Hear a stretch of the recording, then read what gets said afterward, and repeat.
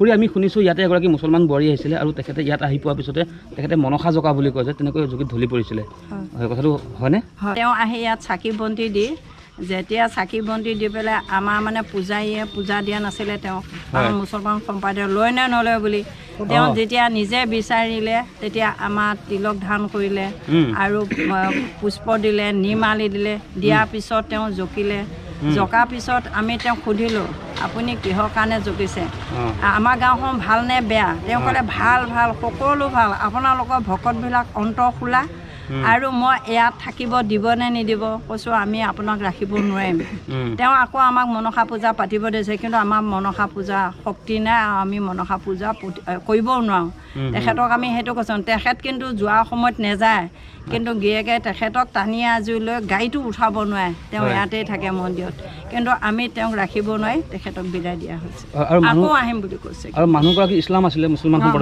সম্প্ৰদায় আছে দবাটো আপুনি আকৌ 3 বাৰ বজিছে 3 বাৰ বজোঁতে ভকতে চাইছে যে কোনো মানুহ নাই কেনেকৈ দবাটো আচৰিতকৈ বজিছে আৰু আমাৰ সকলো শুনিছে কিন্তু ভকতনী আমাক পিছত কৈছে এইটো কেতিয়াৰ পৰা আপোনালোকৰ সদায় হয়নে আমিও কৈছিলোঁ মাজতে নাইকিয়া হৈছে আজিৰ পৰা আকৌ জাগৰণ হৈছে আপোনালোকৰ বহুত ভাগ্য ভাল আপোনালোকে আগৰ ভিডিঅ'ত গম পাইছে এই মন্দিৰৰ সন্মুখেদি মাছ মাংস লৈ অহাটো নিষেধ মানে এইটো মানুহৰ দ্বাৰা নিষেধ নহয় যদি লৈ আহে মাছ মাংস তেনেহ'লে বিপদ হ'ব যে নিশ্চিত এটা ঘটনা ঘটি গ'ল আজি এসপ্তাহ আগতে কি হ'ল মই নকওঁ খুৰীয়ে ক'ব খুৰী এসপ্তাহ আগতে সন্মুখেদি কোনোবাই মাছ লৈ গৈছিলে কি হৈছিল ঘটনাটো মাছ লৈ গৈছিলে মাছ লৈ যাওঁতে তেওঁ মানে এই দুইখন গেটৰ ভগৱানৰ মাজতে আমি য'ত থিয় হৈ আছোঁ ততে গোটেই চাইকেলখন বেকা কৰি দিলে বেকা দি যিটো মাছৰ ডেক্সি বান্ধি আনিছিলে ডাঙৰ সেই ডেক্সিটো বেকা কৰি পেলাই গোটেই মাছ খিচিং কৰি পেলালে তেতিয়া তেওঁ নিজে বুটলিবলৈ নোৱাৰিলে কাৰণ জঁপিয়াই থাকে যে আৰু বেলেগ এজনক আনি পেলাই তেওঁ দুইজনে বুটলি ল'লে সিফালৰ পৰা আমি বৌ সদায় আহোঁতে আমি যাওঁতে কিন্তু নাছিলে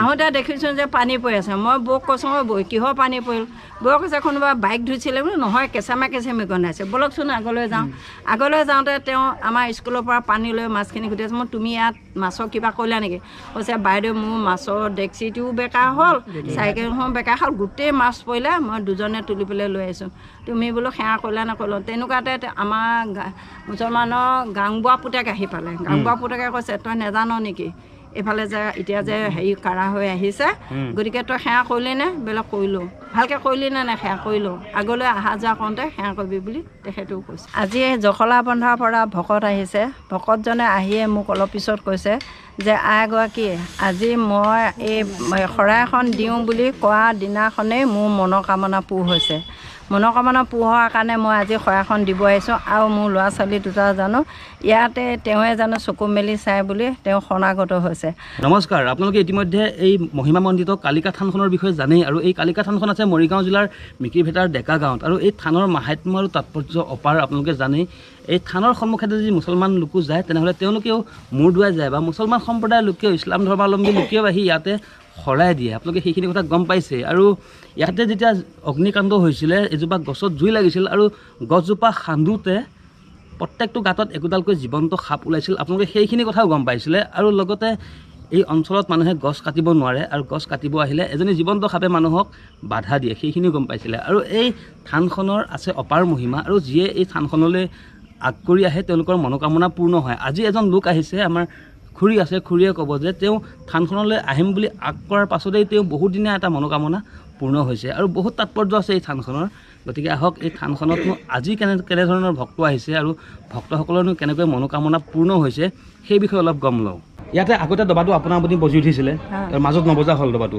কিন্তু সেইদিনা বোলে আকৌ দবাটো নিজে বজি গ'ল কোনো নবজোৱাকৈ কেনেধৰণৰ আছিল কাহিনীটো সেইদিনা গুৱাহাটীৰ পৰা ভকতনীয়ে শৰাই দিব আহিছিলে শৰাই দি থাকোঁতে শৰাই দিয়াৰ পিছত আমি যেতিয়া কীৰ্তন গাওঁ তেতিয়া দবাটো আপুনি আকৌ 3 বাৰ বজিছে 3 বাৰ বজোঁতে ভকতে চাইছে যে কোনো মানুহ নাই কেনেকৈ দবাটো আচৰিতকৈ বজিছে আৰু আমাৰ সকলো শুনিছে কিন্তু ভকতনী আমাক পিছত কৈছে এইটো কেতিয়াৰ পৰা আপোনালোকৰ সদায় হয়নে আমিও কৈছিলোঁ মাজতে নাইকিয়া হৈছে আজিৰ পৰা আকৌ জাগৰণ হৈছে আপোনালোকৰ বহুত ভাগ্য ভাল আচ্ছা আৰু যদি গুৱাহাটীৰ যিসকল ভক্ত আহিছিলে তেওঁলোকে যদি ভিডিঅ'টো চাই আছে আপোনালোকৰ কাহিনীটোৱে কৈ দিছোঁ আপোনালোকে গমেই পাইছে যে আৰু যিসকল ৰাইজে নাজানে তেওঁলোকক জ্ঞাতাৰ্থেও কৈছোঁ বহুত বছৰ আগতে ইয়াতে দবাটো কোনো লোকে বজাব নালাগে আপুনি বজি উঠে আৰু সেই ঘটনাটো পুনৰাবৃত্তি আজিৰ পৰা এসপ্তাহমান আগত হৈ গ'ল। আজি জখলা বন্ধাৰ পৰা ভকত আহিছে। ভকতজনে আহিয়ে মোক অলপ পিছত কৈছে যে আইগৰাকী, আজি মই এই শৰাইখন দিওঁ বুলি কোৱা দিনাখনেই মোৰ মনোকামনা পূৰ হৈছে। মনোকামনা পূৰ হোৱাৰ কাৰণে মই আজি শৰাইখন দিব আহিছোঁ। আৰু মোৰ ল'ৰা ছোৱালী দুটা জানো ইয়াতে তেওঁৱে জানো চকু মেলি চাই বুলি তেওঁ শৰণাগত হৈছে। তাৰপিছত আৰু জুৰীয়া ভকতজনৰ বহু মনোকামনা পূৰ হৈছে। তেওঁ আকৌ শৰাই দিবহি। তেওঁ আহা 3বাৰ হ'ল। তেওঁ বোলে বহুত মনোকামনা পৰিছে আৰু তেওঁৰ লগত এজন আছিলে, তেওঁ বোলে হৈছে। আৰু গুৱাহাটীৰ পৰা অহা মানুহৰ মনোকামনা পূৰ হৈছে, ভকত ভকতনীহঁতৰ। তাৰপিছত বাহঁতে চাৰিআলি এই ভকতজনে মোক কৈছে, খুৰীমা মোৰ বহুত মনোকামনা পূৰ হৈছে, মই আকৌ গৈ আছোঁ আপোনালোকৰ থানলৈ গৈ আছোঁ, আৰু আমাৰ ইয়াৰ পৰা আৰু ভকত যাম বুলি কৈছে। যাব পাৰিবনে? বোলো পাৰিব বুলি কৈছোঁ। কিয় নোৱাৰিব? থানত সকলোৱে আহিব পাৰে। আৰু গুৱাহাটী পানীখাইটিৰ পৰা মুছলমান মানুহে আহি আমাৰ ইয়াত শৰাই দিয়ে, তেওঁলোকৰ বোলে মনোবাঞ্ছা সিদ্ধি হৈছে। মোক আকৌ ফোন কৰিছে। বাইদেউ ক'ৰ পৰা আহিছে আপুনি? জখলা বন্ধা পৰা। ইয়াত আহি কেনেকুৱা লাগিছে? ভালে লাগিছে। হয়, ইয়াত কেনেকৈ পাইছিলে আপুনি? ভালে পাইছোঁ, নাম গুণ গালে গোপিনীয়ে। হয়, আৰু ইয়াৰ যিসকল স্থানীয় লোক তেওঁলোকৰ আপ্যায়ন কেনে পালে বা তেওঁলোকৰ মাত কথা কেনে পালে ভালে আপোনালোকে? পাইছোঁ, সকলোকে ভালে পাইছোঁ। আকৌ কেতিয়াবা আহিম নিশ্চয় পালে। ঈশ্বৰ মিলালে আহিব। আপোনাৰ নামটো? কবিতা দাস। কবিতা দা। হয়, আমি শুনিছোঁ আপুনি ইয়াত অহাৰ পাছতে আপোনাৰ কিবা এটা ভাল খবৰ আহিছে বা তেনেকুৱা হৈছে, অলপ কৈ দিয়কচোন কেনেধৰণৰ? এনেকুৱা মানে মই ফেচবুকত পাইছিলোঁ। ফেচবুকত পোৱাৰ ঠিক এসপ্তাহৰ পিছত মোৰ কামভাগ খুলিয়ালে। হয়, সেইকাৰণে মানে মই মনতে ভাবিলোঁ আৰু সেইভাগৰ পৰা আগবাঢ়ি মানুহ আগ্ৰহেৰে অতি সোনকালে আহি পালোঁহি ইয়াত। হয়, আপুনি মানে যিভাগ কামলৈ আগবাঢ়িছিল সেই কামভাগত আপুনি সফল হ'ল? হয়, হয়, মন্দিৰলৈ কিবা আগ কৰোঁতে আৰু হয়, এয়াই হ'ল কালিকা থান আৰু ব্ৰহ্মা বিষ্ণু মহেশ্বৰদেৱৰ মন্দিৰৰ মাহাত্ম্য। আৰু কেনেকুৱা লাগিছে আপোনাৰ ইয়াতে আজি আহি? বহুত ভয়ো লাগিছে আৰু ভালো লাগিছে। হয়, আৰু এই থানলৈ প্ৰত্যেক দিনাখনে বিভিন্ন দূৰ দূৰণিৰ ঠাইৰ পৰা অগণন ভক্তৰ সমাগম ঘটে। আৰু আজি ইয়াত ছাৰ আহিছে নগাঁৱৰ পৰা আৰু বাইদেউ আহিছে নগাঁৱৰ পৰা। ইয়াতে আহি কেনেকুৱা লাগিছে আপোনালোকৰ?